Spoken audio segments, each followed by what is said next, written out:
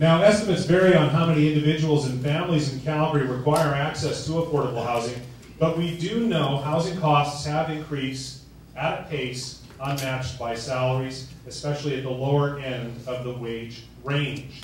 We know that changes to our social structure, such as urban migration and the increase in divorce, have meant there are many more households in our city. And we know the availability of affordable housing has been taxed further in the city by a very low rental availability rate, conversions of rental suites into condos, and a construction boom that has seemed to emphasize high-end new homes and homes far from the downtown core, which, while are more affordable, just add to our transportation costs. At this time, I'm going to ask each of the candidates to bring greetings. They each have 2 minutes, and I'd like to begin with Mr. Hare. Good afternoon. I'd like to begin by thanking Avenue Magazine for putting on this forum and for us to be able to come out here and discuss these issues. My name is Ken Hare, and I'm the MLA for Calgary Buffalo, and prior to that, I practiced law for 7 years at the law firm of Fraser Miller, Calgary. Accessible, affordable housing is a very important issue to me. I don't know if many of you know this, but when I was 21, I suffered a disability. For 9 months, I spent in the Foothills Hospital. Tell you what, I could have been out of there in 5 months. Should have there been an affordable, accessible option in this city where I could have gone. There wasn't. I believe that really held back my life. For without a home, without a place to live, you can't begin building your life. More recently, I sat on the board of directors of the Canadian Paraplegic Association, a fundraising arm of the United Way, and also being part of the Calgary Housing Action Initiative, where we've looked at issues of accessibility and affordability in this city. And we've seen there have been some very difficult situations for many people in our city. And for a city to be great, there really has to be housing options for everyone to be able to live and grow with their families. Affordable housing isn't just about giving someone a roof, it's about giving them stability and certainty and a foundation they can use to build their rest of their life. In my MLA office over the past two years, the number one issue that has come into our office has been housing issues. Tell you what, on a day-by-day basis, we see those issues into our housing.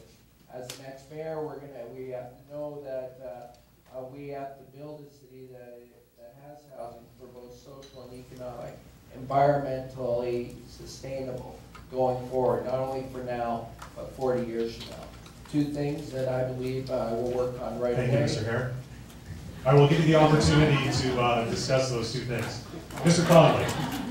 Thank you very much. I too will applaud Avenue Magazine, but I'd like to get right into it. First of all, I think the first thing you need to recognize is that the homelessness problem is not just a single problem. It is actually very, very complex. You can take a variety of different situations. There's youth homelessness, there's seniors homelessness, and there's everything in between. In order to solve it, we have to have a broad, sweeping set of solutions, because we need to look at employment policies and government funding. We need to look at mental health and addictions. We need to look at family violence and the justice system, education and literacy, disabilities and job training, food banks and panhandling. Small and medium enterprises and blue chip companies have to be part of the solution as well. Even the police and religious organizations are part of the solution. The penal system, foster care, and medical systems. And it's going to take a lot of counseling. It's going to take counseling on addictions. It's going to take counseling. It's going to take counseling on credit. And it's going to take financial management. And what we pay those counselors is going to be critical. Government funding and government policy is a big part of it. And for those who do end up in a homeless situation, it can happen very rapidly. It can be a sudden type of thing, or it can be intergenerational. We need to look at that.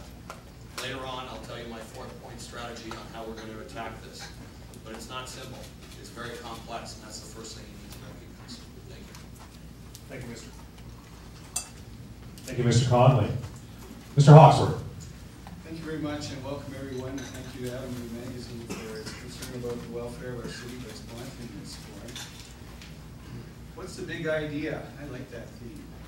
It gives us a couple of ways of thinking about this issue of affordable housing. Like, Why are we letting the mentally ill find shelter on the bridges in Calgary? Why are we warehousing the walking wounded and the destitute in overcrowded shelters? What's a big idea? The lack of housing, the lowest income earners, is also a symptom of the problems being experienced by other income earners as well in our community. When teachers and nurses and tradespeople can't afford to live here, what's a big idea? Well, many Calgarians are saying that this is not right.